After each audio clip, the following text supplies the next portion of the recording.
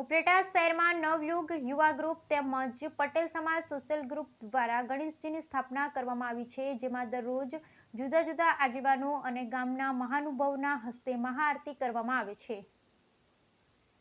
ઉપલેટા શહેરમાં નવયુગ યુવા ગ્રુપ તેમજ પટેલ સમાજ સોશિયલ ગ્રુપ દ્વારા ગણેશજીની સ્થાપના કરવામાં આવેલ, તેમાં દરરોજ જુદા જુદા આગેવાનો અને ગામના મહાનુભાવોના હસ્તે મહાઆરતી કરવામાં આવે છે. હિન્દુ ધર્મમાં ભગવાન ગણપતિની સૌથી પહેલા પૂજા કરવામાં આવે અને તેમની પૂજા કર્યા પછી જ કોઈ પણ કાર્ય શરૂ કરવામાં આવે છે. હિન્દુ ધર્મમાં ગણપતિજીના માત્ર એક નહીં પરંતુ 12 સ્વરૂપો છે અને કહેવાય છે કે જો કોઈ વ્યક્તિ પોતાની ઈચ્છા કે મનોકામના પૂરી કરવા માટે ગણપતિ બાપ્પાના કોઈ ખાસ સ્વરૂપની પૂજા કરે છે, ત્યારે ઉપલેટામાં નવયુગ ચોક ખાતે નવયુગ યુવા ગ્રુપ દ્વારા ગણેશજીની સ્થાપના કરવામાં આવેલ છે.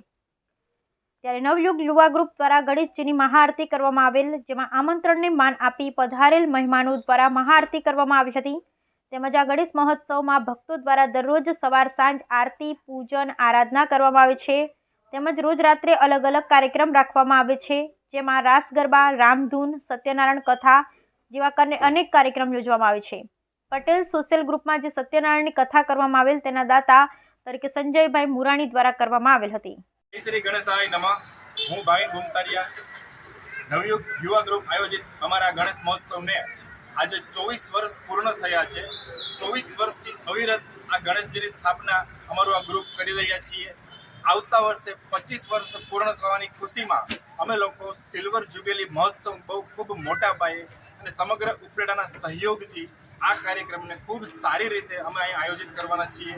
દર વર્ષે અમે આનું આયોજન કરીએ છીએ અને રોજબરોજ કંઈક અલગ અલગ સ્પર્ધા, કોઈ ચિત્ર સ્પર્ધા, બાળકોમાં કઈ સારી એવી સ્કિલ ડેવલપમેન્ટ થાય એવા પ્રોગ્રામ, સત્યનારાયણ ભગવાનની કથા અને આપણા હિન્દુ ધર્મને કઈ રીતે આપણે બહોળી સંખ્યામાં એનો આપણે ફેલાવો કરી શકીએ અને આપણા બાળકોને જ્ઞાન આપી શકીએ એવા દરેક કાર્યક્રમ અમારા આ ચોક દ્વારા, અમારા વિસ્તાર દ્વારા અને અમારા બધા મિત્રો દ્વારા અમે કરીએ છીએ અને અવારનવાર આવા કાર્યક્રમો અમે કરતા રહીશું અને આવનારી કોઈ પણ પરિસ્થિતિમાં અમે હર હંમેશ સાથે છીએ અને તમારા બધાની આવી કૃપા હર હંમેશ અમારા ઉપર રહે એવી અમને બધાને પ્રાર્થના. જય શ્રી ગણેશ.